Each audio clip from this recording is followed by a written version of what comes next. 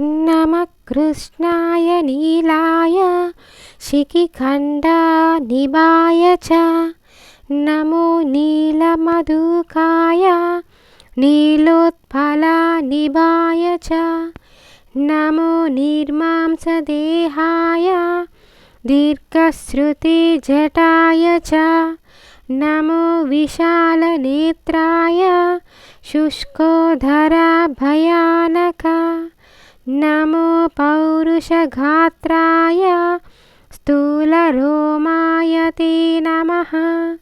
नमो नित्यं क्षुधार्ताय नित्यतृप्ताय ते नमः नमो घोराय रौद्राय भीषणाय करालिने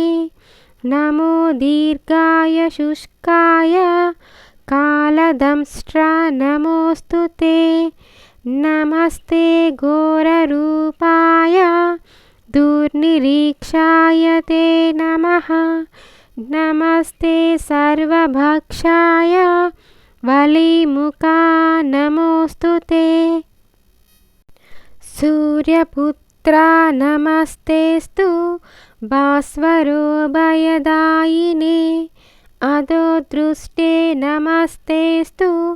संवर्धक नमोऽस्तु ते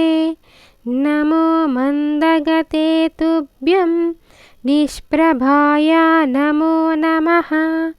तपसा ज्ञानदेहाय नित्यं योगरताय च ज्ञानचक्षुर्नमस्तेस्तु काश्यपात्मजसूनवे तुष्टो दादसि राज्यं त्वं